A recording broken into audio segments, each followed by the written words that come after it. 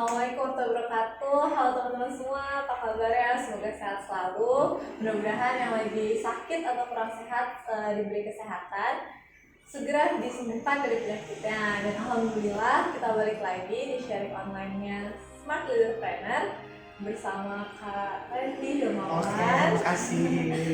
Sebelumnya tadi udah ngobrol-ngobrol sama Kak Randy dan teman-teman juga udah dapat sedikit materinya. Nah, sekarang kita mau kenalan lebih lanjut sama Kak Randy.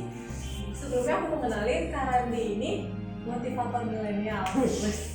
Terus juga smart trainernya Youth Care, terus juga foundernya Teras Muda. Oke, anak muda banget buat aku sama teman-teman semua yang di rumah, itu cocok banget nih. Kita tuh mau sharing bareng sama Kak Randy. Dan sekarang aku mau tanya ke Kak Randy, kira-kira kesibukannya apa nih Kak sekarang? Oke. Kan gak mungkin orang sekarang kakak rebahan kayak aku di rumah. Sebenarnya tuh kalau dibilang kesibukan ya, saya nih kan orang sibuk sebenarnya. Apa jangan so sibuk mungkin. Kalau lebih tepatnya mungkin kalau aktivitas mungkin ya. Kalau aktivitas sehari-hari gitu ya, mungkin normal lah ya. Dengan teman-teman, kalau teman-teman atau mungkin Aski juga ada yang kuliah atau masih pelajar, ya rutinitas di weekday kurang lebih kita hampir sama paling ya. Kalau teman-teman belajar, kalau saya sekarang berkarir gitu. Jadi kalau weekday berkarir di salah satu perbankan di Indonesia, alhamdulillah juga dikasih kesempatan berkarir sesuai dengan passion juga nih. Jadi karirnya di bidang training juga, jadi PIC training di bagian talent management and organization learning di bank atau perbankan kayak gitu. Nah kalau weekend itu baru saya biasanya mulai mencari aktivitas yang ini ya biar produktif lah ya. Tadi benar karena saya juga sedang merintis komunitas itu namanya Teras Muda. Jadi kalau di weekend biasanya terforsirnya atau memikirkan Teras Muda kayak gitu. Karena ada program rutinnya juga setiap 2 pekan sekali dan sedang mempersiapkan beberapa program gitu. Kemudian juga kalau di weekend biasanya karena kan mumpung lagi pandemi ya. Iya benar banget. Nah ini sebenarnya kalau saya memandang pandemi ini sebagai sebuah kesempatan gitu. Jadi kan ada orang yang lihat sebagai sebuah beban sehingga terbebani, ada yang melihat sebagai sebuah kesempatan sehingga menjadi sebuah peluang atau sebuah keuntungan. Nah kita memandangnya sebagai sebuah kesempatan sehingga bisa ada keuntungannya gitu kan. Jadi ada sebuah change gitu ya, atau tertantang lah. Jadi selama pandemi ini pengen bisa upgrade skill gitu. Jadi banyak nonton video di YouTube sama ikut beberapa online kelas yang saya bisa dapat ilmu baru gitu. Dan itu sih paling ya kalau aktivitas sehari-hari sama kalau di weekend gitu. Masya Allah, kayak sibuk banget gak sih? Nah aku tuh Kak, jujur aku sendiri gimana suka kewalahan gitu loh. Kewalahan? Aktif itu Kebanyakan, kayak berarti agendanya lebih banyak. Enggak juga sih, Iya nih kayaknya. enggak lebih banyak dari kakak aja udah kewalahan gitu. Apalagi sebanyak kakak. Nah kira-kira tuh gimana sih kakak tuh memanage waktu kakak gitu supaya semuanya tuh berhasil semua gitu, rencana kakak tuh terwujudkan semua. Oke, baik teman-teman semua nih. Jadi tadi kan kita juga lagi ngebahas tentang manajemen diri kan ya. Dan memang manajemen diri ini nggak terlepas dari namanya manajemen waktu. Jadi kalau tadi yang Aski tanyakan, itu kan seputar manajemen waktu ya, seputar manajemen waktu. Walaupun sebenarnya saya ngebahas atau kalau saya berpandangan sendiri gitu ya, sebenarnya bukan waktu yang kita manage gitu ya. Karena kan waktu itu kan 24 jam ya, setiap orang punya waktu yang sama, punya pulau yang sama, jam yang sama, detik yang sama, menit yang sama. Jadi mau segimanapun kita sudah memanage waktu, tapi kalau kita nggak bisa manajemen diri, iya hasilnya sama aja. Iya nggak sih? Iya, ya sama kayak gini lah, sederhana gini. Kalian pingin bisa mengatur keuangan, financial planner, ya kan? Udah punya kemampuannya, udah punya ilmunya. Tapi udah kita merencanakan, pas implementasi, kok kita nggak bisa memanajemen diri untuk menabung, investasi dan belanja, hasilnya gimana?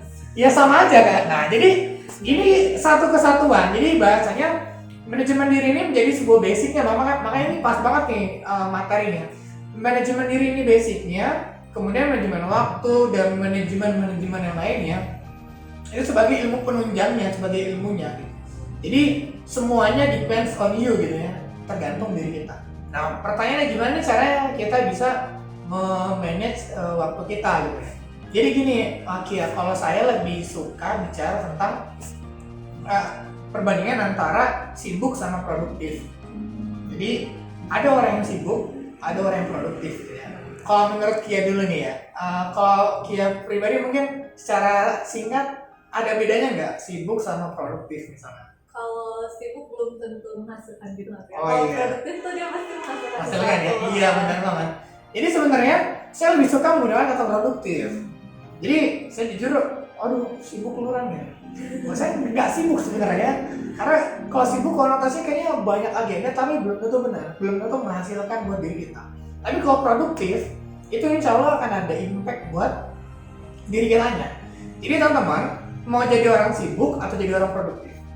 Ya kalau saya sih jujur lebih memilih jadi orang yang produktif gitu ya. Jadi walaupun waktunya selama 24 jam tidak full digunakan untuk aktivitas, tapi itu produktif. Daripada teman dari pagi sampai malam full agendanya, sibuk kan? Tapi ternyata nggak produktif. Karena kalau orang main games itu sibuk nggak? Sibuk gitu ya. Tapi produktif nggak? Ya enggak gitu ya. Aduh ada agenda tuh ngapain nonton drakor misalnya. Sibuk nggak? Ya sibuk. Jadi sibuk itu bicara tentang kepadatan waktu. Tapi produktif bicara tentang menghasilkan waktu itu sendiri. Jadi itu pilihan. Jadi ketika teman-teman melakukan sebuah agenda, lihat nih, ini hal yang menyibukkan atau hal yang menghasilkan atau yang produktif gitu. Jadi ini sebuah tips di awal menentukan antara kesibukan dengan produktivitas kayak gitu ya. Nah kemudian ada lagi nih, kalau saya juga ada perumpamaan sebenarnya antara perbandingan atau bukan perbandingan ya, perumpamaan antara kompas dan jam. Kompas dan jam. Ini tema masih menarik nih ya. Jadi simpel ini kalau antara kompas dan jam ini bicara tentang perbedaan di antara keduanya. Kalau kompas itu kan untuk menunjukkan apa sih biasanya? Kompas itu kalau kita arah ya benar ya. Menunjukkan arah. Betul. Jadi kalau kita di mana, kompas ini kayak maps-nya. Kalau jam waktu. Jadi ada ketika kita memanajemen diri, ada yang bicara dari sisi arah, ada yang bicara dari sisi waktu. Atau secara kesimpulan ada sesuatu yang mendesak, ada yang sesuatu yang bicara penting. Jadi apa tuh kan? Karena beda kan? Penting sama mendesak itu kan beda. Bukan suatu hal yang apa ya? Bukan sesuatu hal yang sama gitu ya. Jadi kalau kompas ini bicara tentang satu hal yang bicara di sektor penting, di kuadran yang penting. Kalau jam itu bicara di sektor mendesak. Nanti ini akan ada yang namanya kuadran prioritas ya. Karena kan ada yang penting sama mendesak. Jadi ini dua hal nih. Ada penting sama mendesak. Kalau tadi ya kompas itu bicara di sektor arah dan kepentingan gitu. Kalau jam bicara di sektor waktu gitu ya, atau bahasanya jadwal sama tadi mendesaknya.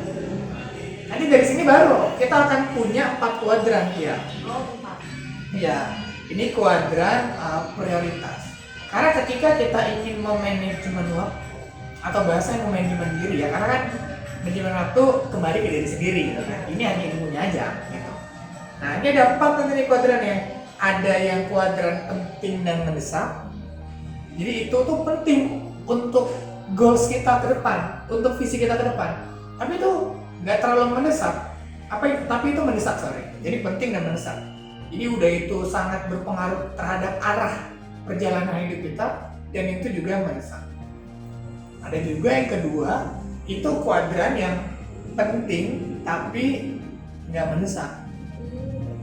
Kalau penting mendesak artinya ya harus kita lakukan kan, nggak penting berarti saat itu juga harus kita lakukan. Kalau penting tapi tidak mendesak, bisa nangkap nggak jadinya? Jadi Bisa ya? penting tapi dia Nggak harus saat itu ya, benar banget. Artinya planningnya masih bisa dilakukan di kemudian jam atau kemudian hari. Ya, itu penting tapi nggak mendesak. Nah yang ketiga ini ada kuadran yang nggak penting tapi dia mendesak. Ya. Atau nih kuadran ini saya lebih suka melihat dari sisi ini tuh tipuan sebenarnya. Ya, karena dia nggak penting sebenarnya buat masa depan kita. Tapi seakan-akan itu tuh mendesak gitu.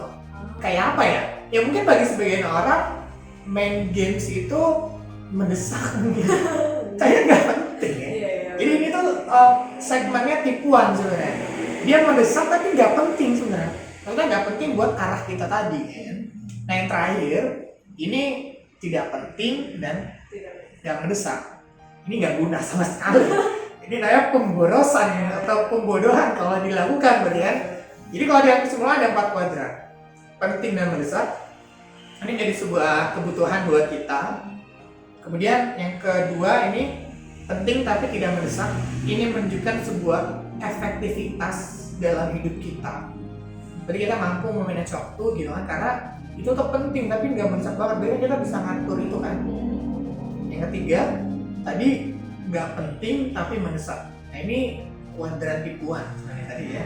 Jadi soal sibuk berarti. Ini hati-hati nih ya, ngegocek artinya. Nah yang terakhir kuadran pemborosan atau pembodohan mungkin ya. Udah tahu itu nggak penting dan juga tidak mendesak. Nah ini nggak usah dilakukan berarti. Tapi biasanya itu nggak sih jadi pengacau nggak sih Kak malah? Yang mana tuh? Yang terakhir udah nggak penting. Iya berarti. Tapi seringnya kita lakuin gitu. Nah makanya pentingnya kita dalam bicara tadi kan, tadi pertanyaan gimana cara kita bisa memanage waktu kita gitu kan. Nah biasanya kan nanti kan ada jadwal-jadwal segala macam kan. Nah teman-teman melihat aja dari kuadran-kuadran yang ini.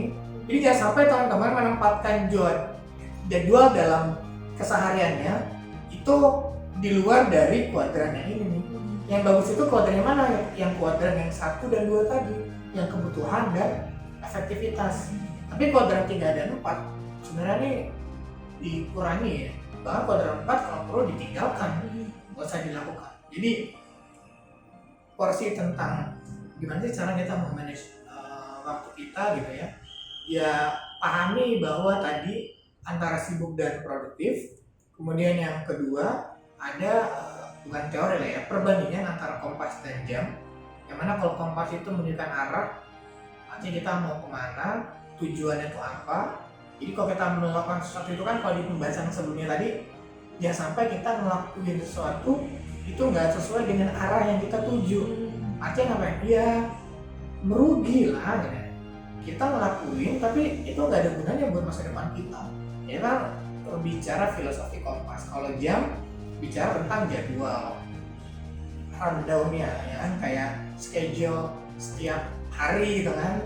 Sama yang kedua tadi bicara tentang desakan penting atau mendesak. Jadi kurang lebih ada poin itu, ada tentang skala sibuk dan produktif, sama yang kedua ada perbandingan kompas dan jam yang kita harus tahu skala prioritasnya. Jadi gitu ya.